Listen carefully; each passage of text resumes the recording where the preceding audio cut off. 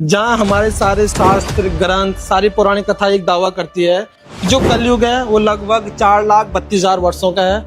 अभी मात्र 5,000 वर्ष पूरे हुए हैं। आप वहीं पे दावा करते हैं कि ये मात्र 5,000 वर्षों का ही है और अगले कुछ सालों में यानी 2032 तक कलयुग खत्म हो जाएगा और भगवान कल्कि का अवतार होगा, सतयुग प्रारंभ हो जाएगा। भविष्य मलिका के अनुसार 2032 में सतयुग प्रारंभ हो जाएगा, कलयुग अपने अंत में है। कलयुग अंत तो हो चुका है पर पर उसको तोड़ने के लिए यानी कलयुग का जो स्ट्रक्चर उसको तोड़ना पड़ेगा। तो कैसे टूटेगा, क्या क्या घटनाएं होंगी? इसमें पंचभूत का प्रलय होगा, युद्ध होगा, विश्व युद्ध, तृतीय विश्व युद्ध। फिर कब होगा कल्कि का अवतार, इस पे थोड़ा डिस्कस। कल के अवतार हो चुका है। ठीक है, जो मानव जीवन की उत्पत्ति होगी उसमें किस प्रकार के मनुष्य होंगे, क्या उसमें हम लोग रहेंगे, इस बारे में तो मुझे बताइए।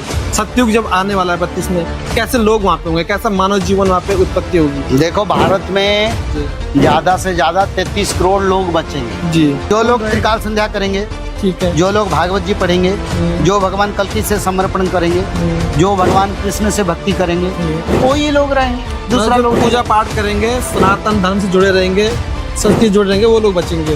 त्रिकाल संध्या, भागवत जी पठन रोज उसको करना पड़ेगा, क्योंकि सत्ययुग में एक भी मानव त्रिकाल संध्या के बिना नहीं बचेगा। सब मरेंगे, भोजन नहीं मिलेगा। भगवान का मंदिर तोड़ते हैं ना, खाने को नहीं मिलेगा, भूखा प्यासा 2 महीने 3 महीने ऐसे धूप खा के मरेंगे। ये शास्त्र में लिखा है, मैं बता रहा हूँ, मालिका का वाणी है।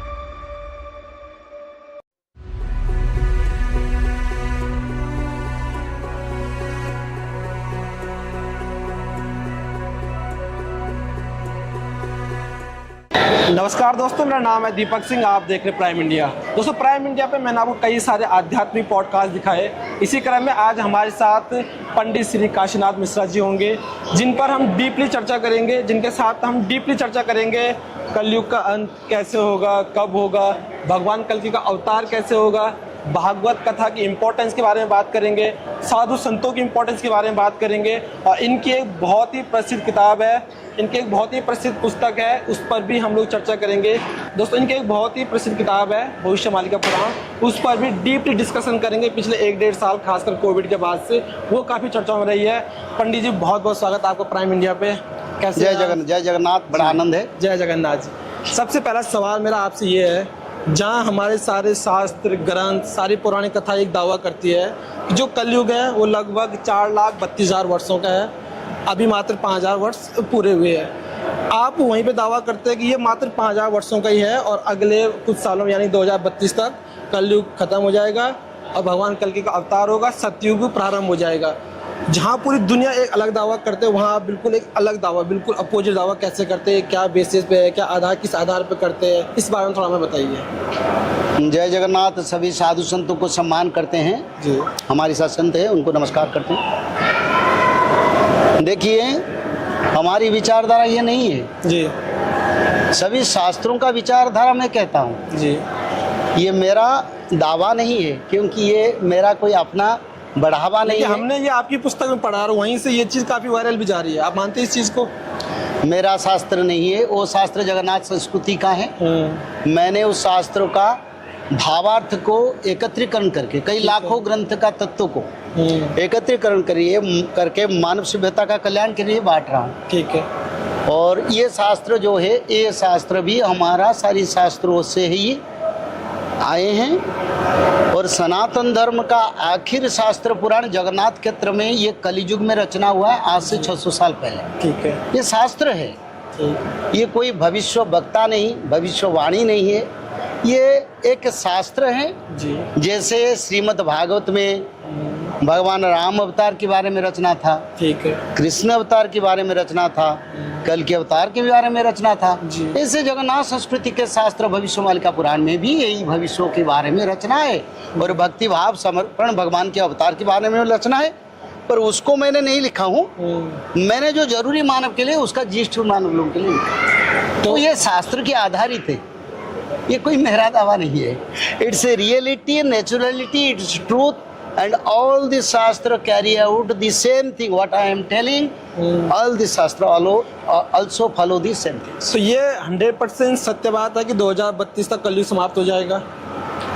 देखिए 100% नहीं क्यों बोलते हैं, शास्त्र में परसेंटेज का जरूरत नहीं। शास्त्र में जो है वो पूरा विचारधारा, जी शास्त्र में विचारधारा, जी विचारधारा ये हमारा 2032 तक कलियुग का अंत होकर सत्ययुग का आगमन।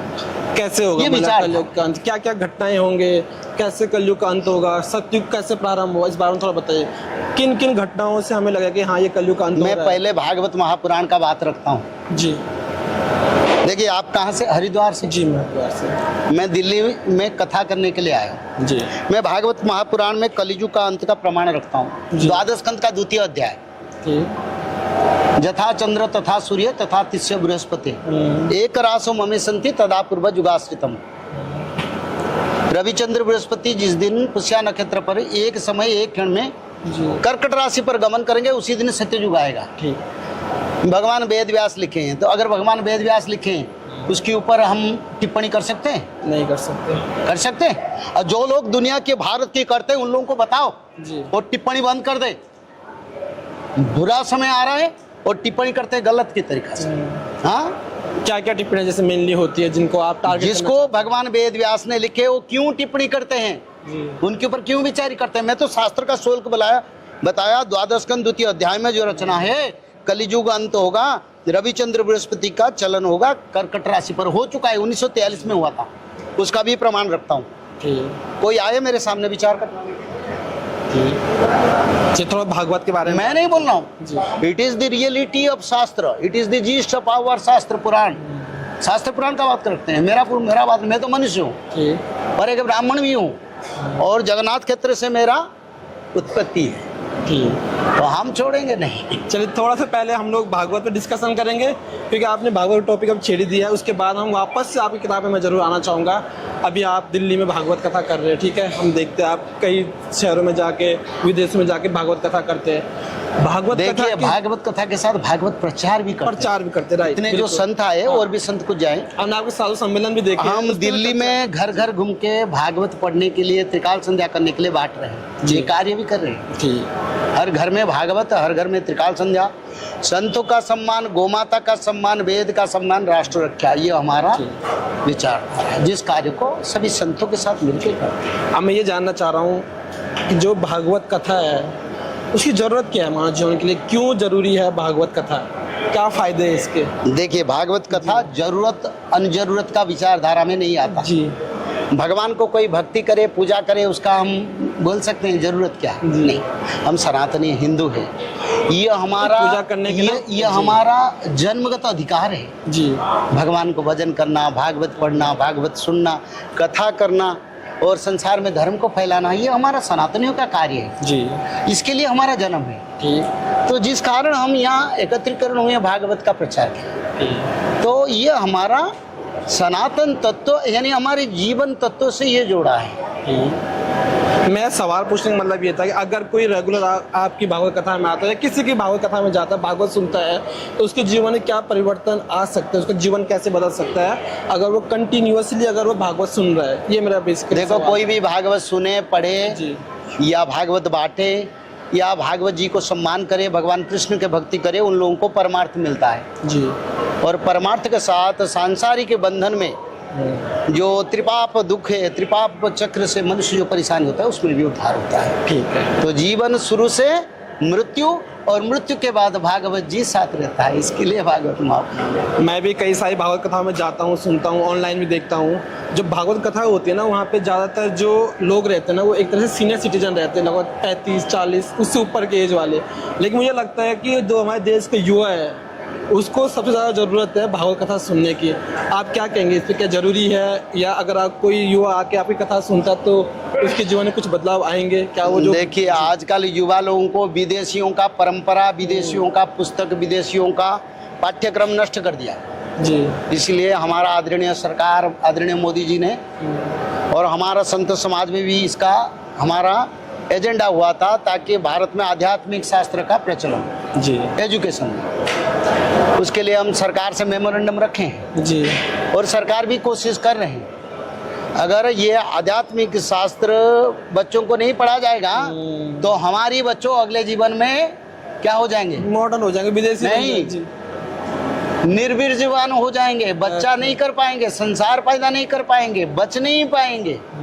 देखो, चाइना में यूट्यूब का जो गलत तरीका का जो तत्व वो बंद है। हमारा देश में क्यों होता है? हमारा देश तो सनातन देश है जी। हमारा देश तो आर्य देश है। ठीक। हमारा देश में धर्म भावना पवित्रता है। इस देश में ऐसा क्यों होता है? और बच्चों का ब्रह्मचार्य सब नष्ट हो गया और नष्ट होने के कारण आज सभी दुखी है, रोग बीमारी में पीड़ित है, कुछ नहीं मिलेगा, ऐसे संसार रक्षा भी नहीं होगा। अब मैं युवाओं को ना हम सनातन से कैसे जोड़ सकते हैं, ये मेरा आपसे सवाल है। युवाओं ये को बहुत जरूरी है अगर हमें देखो, अपने कल्चर को बढ़ाना है, आगे लेके जाना है। हमारा टारगेट 2026 तक भारत में 120 करोड़ लोगों को भागवत पढ़ाएंगे। ठीक है, इसमें कोई एज ग्रुप को टारगेट कर रहे हैं आप? हमारा यानी हमारा संत समाज का ये नारा है, ये सहमति है। ठीक। वो करेंगे काम, मैं करूंगा, अकेले नहीं कर पाएंगे। जी जी। सब मिलके हम करेंगे और सेग्रीगेट करके भारत के हर राज्य में उसको हम पूरा करेंगे। जी। जब तक भागवत नहीं पढ़ेंगे बच्चों और युवक लोग नहीं सुधरेंगे। ठीक। जब कान में भागवत घुसेगा ना तब बोलेंगे जगन्नाथ प्रभु है, कृष्ण प्रभु सही है, मार्ग पे आएगा और अलग अलग परंपरा दूर हो जाएगी। जी। आपकी कैसी जर्नी शुरू हुई भागवत की और कैसे आया आप, आपके क्या इंस्पिरेशन थी इस भागवत मार्ग में आने की, थोड़ा इस बारे में? देखिए, मेरे जन्म से मैं जब जन्म हुआ जी। तब ज्योतिष ने बोले उनका आयुष्य नहीं है, वो मर जाएगा। मेरे माता बाबा को बोले। अच्छा, आपके लिए बोला? मेरे के लिए। जी। तो वो बोले उनको भागवत सुनाओ, ठीक है। और बच जाएगा तो उनका कोष्ठी यानी कुंडली बनाएंगे। ठीक है। 6 दिन से मेरे को माँ ने भागवत सुनाया, ठीक। जिस भागवत आज मैं कर रहा हूँ, बस यही। अच्छा, मतलब बचपन से ही माता पिता की एक तरह से इसमें माता रोल पिता है। मेरे को सुनाया था, जिस कारण मैं बचा हूँ, आज मेरे को आयु मिला है जी। भागवत जी के कारण। यही मेरा इंस्टांस है, यही मेरा अनुभव है। जब मेरा कोई आयुष्य नहीं था एक दिन बचने के लिए, भागवत जी ने मेरे को बचाया। ठीक। तो मेरे जीवन में भागवत प्रचार ना करके और क्या। अभी आपने बोला कि मेरा 2026 तक 120 करोड़ लोगों को जोड़ने का टारगेट है आपका। मेरे का नहीं, जी। विश्व साधु संत महासभा का ये जी। विचार था। जब आपकी इतनी बड़ी, अभी मैं देखा था काफी भव्य यहाँ पे आपकी कथा हो रही थी, भागवत कथा हो रही थी, इसके लिए कोई चार्ज वगैरह करता है क्या? अगर कोई नहीं, आपकी नहीं। अगर कोई आपकी इस सभा को ज्वाइन करना चाहे तो उसे कितना पैसा खर्च करना पड़ेगा? हमारा कोई चार्ज नहीं है। जी। कहीं भी इंडिया में, कहीं भी किसी देश में हमको बुलाएं, हम फ्री में जाके कथा करते। यानी कि म्यूजिशियन लोग भी जो जाते हैं उसका भी हम संभाल लेते हैं। जी। तो फ्री ऑफ कॉस्ट रहती है आपके? पूरा फ्री ऑफ कॉस्ट, क्योंकि भागवत हमको बांटना है। देखो, ये जो संत लोग सारा विश्व में घूम घूम के सब त्याग कर दिए, हम तो कुछ त्याग नहीं किए। ये तो है। तो इसलिए ये जो कार्य होता है ये भक्त लोग करते हैं। जो भक्त लोग हमारे साथ जुड़ते हैं वो करते हैं। जी जी। मांगना नहीं पड़ता, हो जाता है। अच्छा, एक चीज मैं और देखता हूँ, आप साधु संतों पे बहुत फोकस्ड रहते हैं। पूरा। साधु सम्मेलन अभी मैंने देखा उड़ीसा में आपका साधु सम्मेलन हुआ था, कितने सारे साधु आए थे, और अभी आपका फिर वृंदावन में होने वाला है। यहाँ पे मैं देख रहा हूँ आसपास बहुत सारे साधु हैं। तो साधुओं पे इतना फोकस करने की क्या वजह है? मतलब क्या टारगेट लेके आप चल रहे हो इतने सारे साधुओं का? देखो, साधुओं के पास रिमोट है। जी। हमारा पास किस चीज़ का शास्त्र, रिमोट है? शास्त्र पढ़ते हैं हम। जी जी जी। उनका पास रिमोट है। ठीक। अगर साधु संत रिमोट खोल देंगे, एक साथ सभी साधु संत खड़ा होके बोलेंगे भारतवासी भागवत पढ़ो, जी। तो सभी पढ़ेंगे एक दिन में। ठीक। उसके लिए एकत्रीकरण कर रहे हैं, हम नहीं कर पाएंगे। ठीक। उनका पास भी सारे पावर है। ठीक। उस पावर को इकट्ठा कर ले ठीक। तो एक दिन दिल्ली में खड़ा होके बोले भारतवासी सब भागवत पढ़ो, सनातनी बनो। जी। और ये हमारी साधु संत से आप लोग को निवेदन है। ठीक है। उसका तुरंत बाद भारत में 50% लोग एक दिन में भागवत पढ़ेंगे, ठीक। और भागवत पढ़ेंगे तो सनातनी बन जाएंगे। सनातन बन के सनातन के लिए लड़ेंगे, बोले हम सनातनी। आप बोलते हैं मुंह में सनातनी, वोट देते हैं दूसरा, कार्य करते हैं दूसरा, पर उस समय सब विचार करके करेंगे। इसीलिए संतों का एकत्रीकरण। एक और सवाल इसी से मिलता जुलता पूछूंगा, आप सम्मेलन तो करते ही है, हर जगह आपके साथ साधु मैं रहते नहीं, हैं। जगन्नाथ जी का कृपा से होता है। मैं तो लेकिन फिर भी आप एक माध्यम बने हुए हो। मैं एक झाड़ूदार हूँ जी। ये सफाई करने वाला। लेकिन चलिए, आप सेवा तो इस क्षेत्र में दे रहे हैं। कुछ नहीं। तो मैं ये जानना चाह रहा था कि अल्टीमेट गोल क्या है आपका साधु सम्मेलन को लेके, जो आपका अंतिम टारगेट है कि हाँ मुझे साधु सम्मेलन से ये चीज़ प्राप्त करनी है, या सनातन धर्म के लिए हमें ये चीज़ अचीव करनी है? देखो, ये मेरा गोल सीट नहीं है जी। ये गोल सीट भगवान जगन्नाथ जी का। जी। और प्रभु चाहते हैं पहले संतों को मिलन करेंगे, एकत्रीकरण करेंगे प्रभु। उसके बाद संतों के माध्यम से भारत को परिष्कार करेंगे। ठीक। और जो संत समाज में जंग लग गया, जो बैठ गए, प्रचल नहीं होते हैं, प्रचार बंद हो गया, उसको प्रचार करेंगे संतों में। ठीक है। और ये जगन्नाथ जी का इच्छा है। मैं उसमें प्रेरणा मिलता है, मैं करता हूँ। बाबा करते हैं, हमारा आए हैं उज्जैन से, ये बाबा वृंदावन से ये आए, ये बाबा भी ये हमारा वृंदावन मथुरा ये उज्जैन सारे भारत से आए। अभी तक कितने साधु आपके साथ जुड़ चुके हैं? आज कितने लोग आए हैं, कितने संत आए? 40 आए। जगन्नाथ में कितने थे?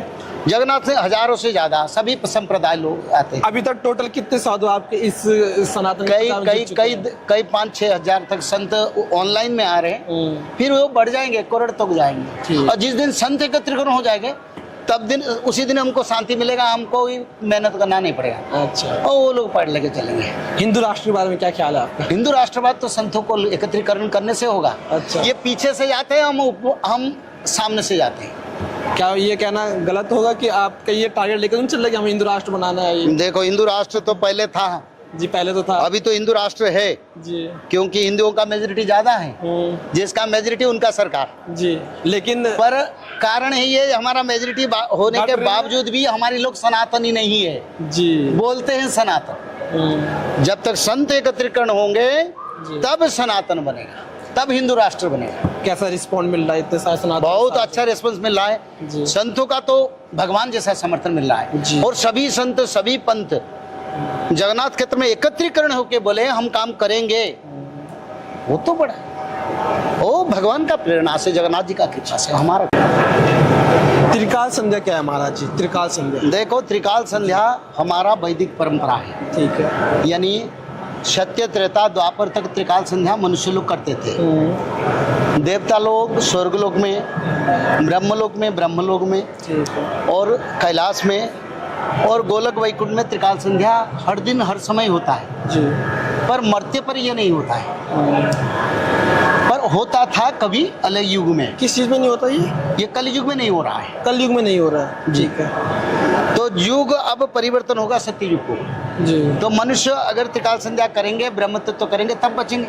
ठीक है। तो इसीलिए एक प्रातः संध्या जिसको मध्य ब्राह्म्य मुहूर्त से सूर्य उदय तक, ठीक है। दूसरा संध्या मध्याह्न संध्या दिन 12 साढ़े 11 से 12:30, ठीक है। तीसरा संध्या रात शाम सूर्य ढलने से आधा घंटे पहले आधा घंटे आगे। ठीक है। तीनों संध्या समय पर संध्या करने से मनुष्य लोग देवता सत्ययुगी ब्रह्म योगी बन सकेंगे और मानव लोग सत्ययुग को जा पाएंगे। आने वाला बीमारी, रोग, आपद, आने वाला पंचभूत का लड़ाई, युद्ध, महामारी से मानव का रक्षा। इस पर अभी मैं आपसे डिस्कशन और डीप करूंगा, वापस आऊंगा, लेकिन पहले ना मैं थोड़ा सा आपकी भविष्य मल्लिका पे वापस आना चाहता हूँ।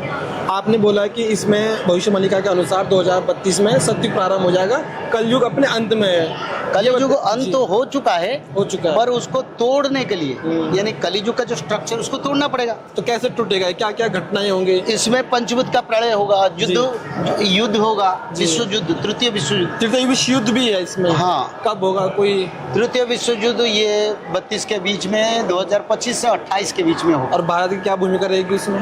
भारत का भूमिका, भारत भी शामिल होगा विश्व युद्ध में। होगा? किसके साइड्स होगा, कौन विरोध में रहेगा, परिणाम क्या निकलेगा, ये बताइए। भारत पाकिस्तान युद्ध के कारण विश्व युद्ध बनेगा। भारत पाकिस्तान का युद्ध होगा, वही युद्ध विश्व युद्ध बनेगा। अगले 1-2 साल में होने वाला है मतलब? हाँ, 2028 तक तो समय है, उसी समय के बीच में होगा।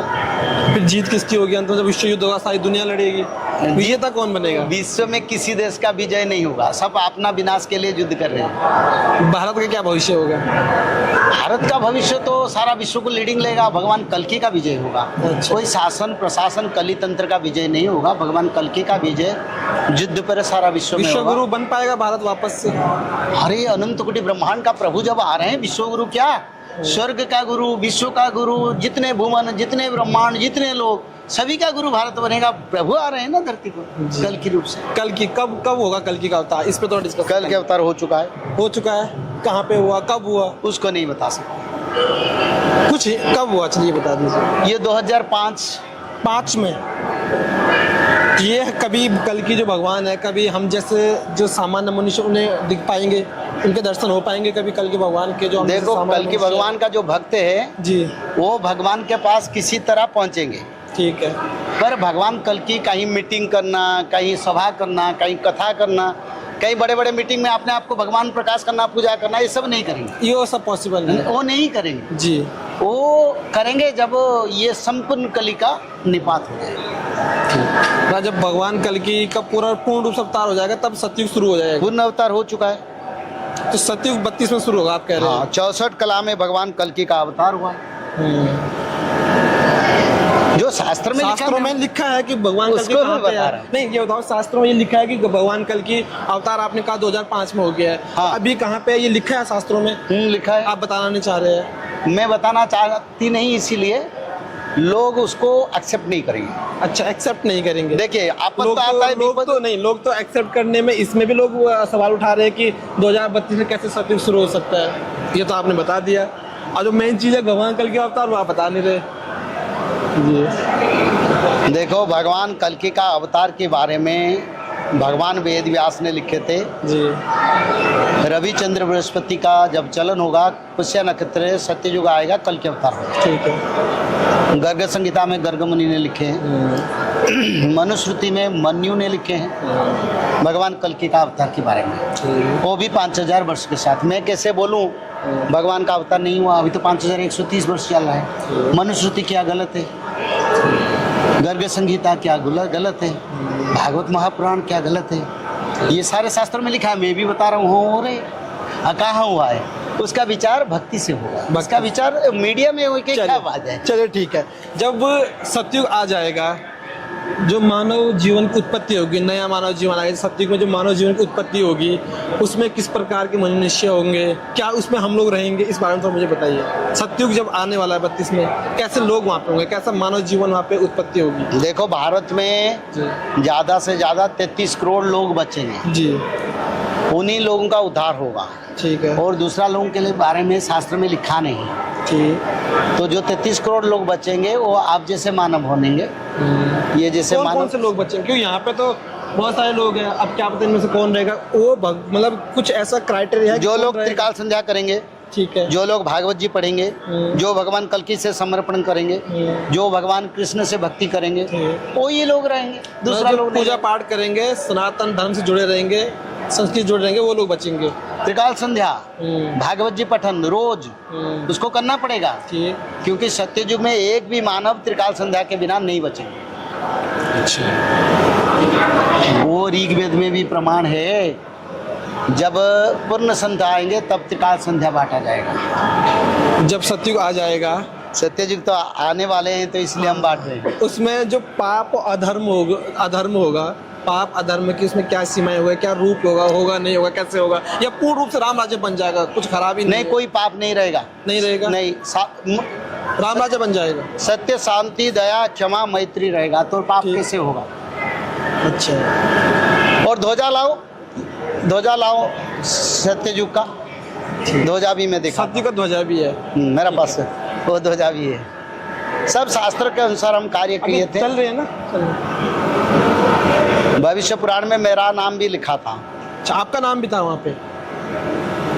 लेकिन कुछ लोग कहते हैं कि जो भविष्य में ये जो ध्वजा है जी, ये इसमें देखो, श्वेत, पीत, लोहित, हरित, नील वर्ण है। 5 कलर है। हाँ, तन्मध्य क्या मतलब है? एक अक्षर, ये शास्त्र का शुल्क का बात किया। श्वेत, पीत, लोहित, हरित, नील वर्ण है, तन्मध्य एक अक्षर। ठीक है। सत्य, शांति, दया, क्षमा, मैत्री राम राज्य में था। तो ये 5 रंग पताका इसलिए। भगवान कृष्ण का पताका द्वापर युग में महाभारत युद्ध से भगवान कपिकेतन बाना यही था, जो द्वारिकाधीश के मंदिर के ऊपर ये बाना दिखाई देता। द्वारिकाधीश, ठीक। और वही ध्वजा भविष्य पुराण में अच्युतानंद ने लिखे हैं, वही कृष्ण का जो पंचरंगी ध्वजा और सत्ययुग का ध्वजा बनेगा। इसमें भक्तों का उद्धार होगा। सतयुग में इसका क्या, इसीलिए उसको हम लहराते हैं ऐसे आनंद के साथ। मैं ये जानना चाहूंगा कि जब सतयुग आएगा तो इस जो ध्वजा है ये आपका 5 रंगों का, इसके क्या स्थान होगा सतयुग में? कहाँ पे रखा जाएगा, कितनी इंपॉर्टेंस से मिलेगी?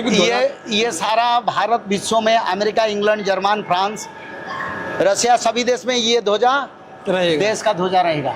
अच्छा।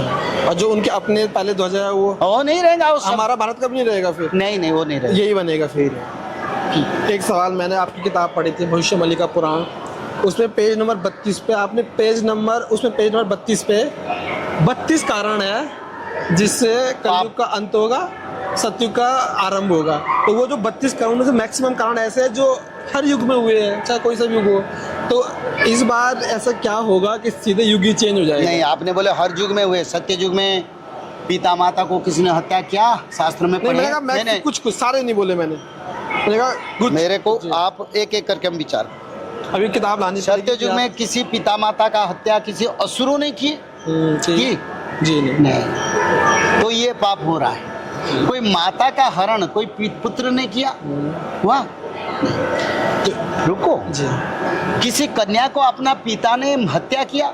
नहीं किया। किसी पुत्र ने पिता को हत्या किया? नहीं। और जो बुढ़े हो जाते हैं पिता माता, उसको जंगल में लेके छोड़ दिया किसी पुत्र ने? गोमाता को कोई हत्या किया? संतों ने, साधु ने, सनातनियों ने, हिंदुओं ने? तो गोमाता का हत्या सत्ययुग में नहीं था। त्रेता युग में भी कहीं हमने गोमाता का हत्या का विचार नहीं देखा। द्वापर युग में भी नहीं दिखा, क्योंकि अब भागवत जी का जब परीक्षित और धर्म का संवाद उस भागवत में ये लिखा है, गोमाता को धर्म आके पूछ रहे हैं, बोले तू क्यों रो रही हो? तुम्हारा रोने का कारण क्या है? क्या शूद्र लोग तेरे को भक्षण करेंगे? कलियुग आ रहे हैं। तो इसका कारण उससे पहले भक्षण कोई नहीं कर रहा था, तो ये पाप नहीं हो रहा था, हो रहा। चलिए मैं इस सवाल को थोड़ा सा एक अलग रूप में पूछता हूँ। जो 32 कारण थे इस कलयुग में, तो वो बहुत पहले से होते हुए आ रहे हैं। इसी कारण तो कलियुग का पाप कट गया। तो मतलब किस पॉइंट पे आके वो सतयुग में बदल जाएगा? क्योंकि वो जितना एक्सट्रीम लेवल पे जाएगा, वो हो चुका है जी।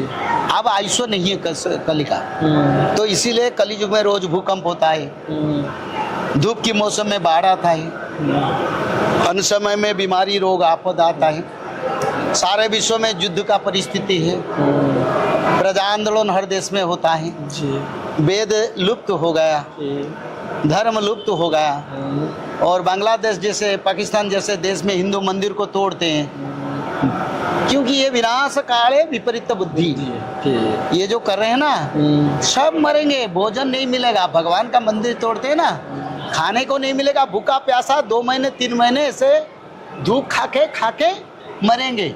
ये शास्त्र में लिखा है, मैं बता रहा हूँ, मालिका का वाणी है, सब मरेंगे। समय है अभी, भागवत पढ़ें, त्रिकाल संध्या करें, भगवान के शरण में जाएं, तब उधार।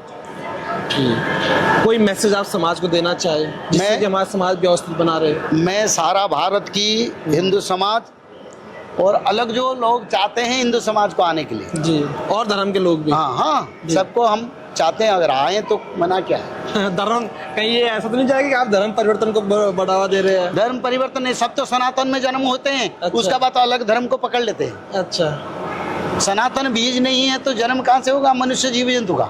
बीज तो सनातन का है, पर उसका बाद अलग धर्म ले लेते हैं। तो इसलिए हम सबको ऐलान करते हैं, आगे मरेंगे, इसलिए भय से सनातन पाएंगे। अच्छा, जो इसलिए त्रिकाल संध्या, भागवत पठन, संतों का सम्मान, वेद रक्षा, गोमाता रक्षा और धर्म रक्षा, राष्ट्र रक्षा के लिए सब काम। ये आखिरी कुछ सवाल है मेरे आपसे। आपकी भविष्यवाणी पुराण में आज तक कोई ऐसी भविष्यवाणी है जो सच साबित हुई पूर्ण रूप से? कौन सी? अगर हाँ, देखो, एक भविष्यवाणी का बात करता हूँ। 1947 में भारत पाकिस्तान का बंटवारा हुआ। हाँ, ठीक है। 600 साल पहले पाकिस्तान भारत से अलग होगा, ये लिखा था। ठीक है। और भविष्य मालिका में लिखा था, मोहनदास करमचंद गांधी नाम के एक लोग राम नाम भजन करके भारत की स्वाधीनता आंदोलन करेंगे। ठीक है, वो सत्य हुआ। और ये लिखा था, हाँ, मैंने लिखा हूँ मेरे शास्त्र में। और ये लिखा था, मोहनदास करमचंद गांधी को आतताई गोली में नाथुरामगढ़ से नारायण आप्ते नाम के 2 व्यक्ति गोली में मारेंगे, वो भी प्रमाण हुआ ना? नहीं हुआ, बिल्कुल हुआ। मानिए ना, आप नहीं मानेंगे तो मेरा मन का हो। नहीं हुआ, बिल्कुल हुआ। और ये लिखा था, भारत की शासन अध्यक्ष त्रिजटा के परिवार को मिलेगा, ये भी हुआ है। त्रिजटा परिवार कांग्रेस। ठीक, हाँ। इंदिरा गांधी जी माता सीता का सेवा किए थे 13 महीने। कहाँ? लंका में। और भगवान राम ने उनको वर दिए थे, उनको वर दिए थे, कलियुग में तुम्हारा 13 पुरुष शासन चलेगा। तो इसके बारे में भविष्य मालिका में लिखा था ये त्रिजंटा के वंश को शासन मिलेगा, उनको शासन मिलेगा, विश्व में उनको ख्याति मिलेगा, सम्मान मिलेगा। ठीक ठीक। और उनका प्रमाण रखते हुए अच्युतानंद ने लिखे थे वो भारत में 32 प्रकार का टैक्स इम्प्लीमेंटेशन करेगा। हुआ था ना उसके समय। बिल्कुल बिल्कुल हुआ था। और ये भी लिखे थे बांग्लादेश को पाकिस्तान से वो अलग करेगा। वो भी ये सारे आपके पुराण में थी। और नहीं और भी लिखा है। मैं एक चीज पे और इसके बीच में रोकना चाहूंगा, माफी लाखों चाहूंगा। प्रमाण है, क्या माफी चाहूंगा। प्रमाण दूते रहे। लेकिन जब कोविड का दौर आया था 19 के आसपास आया कोविड था, से पहले हमने बताया था अनजान बीमारी उसके आएगा। बाद जिसका आप लोग कोई- बहुत ज्यादा, आपकी जो पुस्तक थी वो बहुत वायरल हुई, क्या वजह है इसका? देखो कोविड से पहले हमने बताए थे जी। अनजान बीमारी आएगा, कोई इलाज नहीं है, लोग मर जाएंगे, दवाई काम नहीं करेगा। ये बोला था आपने अपनी पुस्तक। लोगों को पिटाई हुआ तो लोग आ रहे हैं धारा। और जब महामारी बीमारी आएगा ना, सब बैठ के पढ़ेंगे, हम त्रिकाल संध्या करेंगे, हमको नंबर दो। ठीक। अभी जो वर्तमान में जो पूरे विश्व की स्थिति है उसका कोई संबंध है आपकी पुस्तक में जो लिखा गया उससे? जो वर्तमान स्थिति, वर्ल्ड वार के बारे में लिखा है, विश्व में वर्ल्ड वार में कौन सा देश, अभी तो बहुत सारे कहाँ देश में से लड़ाई चल भी रही है, इधर रशिया, ये कुछ नहीं हुआ है। उधर ईरान, ये तो इजराइल। ये शुरुआत है। ये मतलब आप कम मानते हो, ये बहुत छोटा जो होने वाला है। ये जब दिल्ली पर बैठे ना, ये दिल्ली पर इतना घोर समर होगा जिस समर को I am not describe with my language. मतलब आप कह रहे हैं कि यहाँ भी हमला हो सकता नहीं होगा। तो इससे डर का माहौल नहीं हो जाएगा पैदा, जो आप कह रहे हैं? अरे डर का महल क्या है जी। जो विधि में तो विधान है, राम अवतार लेंगे, असुरों को मारेंगे, असुर डर गए तो कलिजुग का असुर डर जाएंगे। पर संतों ने तो इंतजार में है, प्रभु आएंगे। ठीक है। तो इसमें डरने वाला डरेंगे, जो संत है वो बड़ा आनंदित होंगे, प्रभु आ रहे हैं। जी। चलिए, बहुत बहुत धन्यवाद आपका हमारे साथ जुड़ने के लिए। आप सभी दर्शकों का बहुत बहुत धन्यवाद। आज का पॉडकास्ट आपको कैसा लगा? अरे भविष्य मालिका का एक पुस्तक ऊपर में ले आओ बेटा। आज का पॉडकास्ट आपको कैसा लगा, जिसमें हमने कलयुग के बारे में बात किया है, सतयुग के बारे में बात किया है, भागवत के बारे में बात किया है, और हमारी संस्कृति के लिए, हमारे सनातन धर्म के लिए साधु संतों की क्या इंपॉर्टेंस है, उस सब पर हमने बात की। आज भविष्य मालिका पुराण पे बात की। आपका बहुत बहुत धन्यवाद। आपको ये पूरा पॉडकास्ट कैसा लगा? अगर आप इनसे जुड़ना चाहते हैं तो इनके जो भी कॉन्टैक्ट्स होंगे, इनके अगर भागवत आप ज्वाइन करना चाहते हैं, इनकी पुस्तक खरीदना चाहते हैं तो उसके सारे लिंक्स आपको डिस्क्रिप्शन में मिल जाएगा। बहुत बहुत धन्यवाद आपका हमारे साथ आने के लिए। बहुत अच्छा लगा आपसे बात करके। धन्यवाद। कुछ मैसेज आप अंत में देना चाहें, कुछ कहना चाहें? देखिए मैं ये कहना चाहता हूँ, आपकी चैनल के माध्यम में जो भक्त सज्जन लोग देखते हैं भारत की बाहर, सभी को साधुवाद ज्ञापन करता हूँ। आपकी चैनल को साधुवाद ज्ञापन करता हूँ, क्योंकि धर्म का प्रचार सभी का भाग्य में नहीं, सभी लकड़ी में ध्वजा नहीं उठता भगवान के। तो आपकी चैनल को इतना साधुवाद देता हूँ, ये चैनल आया इतने दिल्ली तक और धर्म प्रचार कार्य, सनातन प्रचार कार्य में, सनातन कार्य में, भगवान के कार्य में सहयोग दिया। तो इसलिए भगवान कृपा करे आप लोगों के ऊपर, और आप लोग जगन्नाथ संस्कृति का भविष्य मालिका को प्रचार करें, क्योंकि एक लोती ग्रंथ है ये जो भविष्य मालिका, लोती ग्रंथ है एक है ये। अब खड़ा ये जो ग्रंथ है ये सारा विश्व भक्तों का उद्धार के लिए भगवान के पंचसखाओं ने रचना किया। ये शास्त्र है, इस शास्त्र का प्रचार करें, धरती पर सनातनियों को आगे ले और धरती पर पुण्य सनातन बने, वही हमारा लक्ष्य है। और आप लोग को धन्यवाद। हमारे साथ हमारा उज्जैन से आए महामंडलेश्वर साधु संत को भी मेरा बहुत बहुत धन्यवाद। वैसे मैं आपको एक बात बता देता हूँ, आपकी जानकारी में ये चीज़ है कि नहीं है, ये किताब मैंने पीडीएफ में पढ़ी थी, मुझे पीडीएफ इसकी मिली थी कहीं से, फ्री ऑफ कॉस्ट थी वो। मैंने जब ये पढ़ी तो मैंने आपकी टीम से कांटेक्ट किया।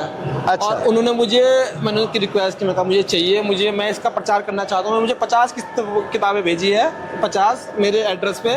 और अब मैं जिनका भी इंटरव्यू करता हूँ उन्हें ये गिफ्ट स्वरूप देता हूँ कि आप पढ़िए, इसमें क्या चीज़ें हैं। तो मेरे पास इंग्लिश में थी, धन्यवाद आपका हिंदी में देने के लिए, बहुत बहुत धन्यवाद। हरिद्वार में 50 फीट पानी गंगा रोड पर रहेगा। 50 फीट जल्दी होता जाएगा, ग्रेजुअली होगा, ग्रेजुअली 3-4 साल ज़्यादा से। हाँ, वो भी जल्दी ही है, 3-4 साल ही बहुत दूर नहीं है। खंड विखंडित हो जाएंगे, सभी संत हिमालय छोड़ के फिर आएंगे जगन्नाथ धाम। जी, बहुत बहुत धन्यवाद आपका। थैंक यू सो मच दोस्तों, धन्यवाद। कमेंट जरूर कीजिएगा।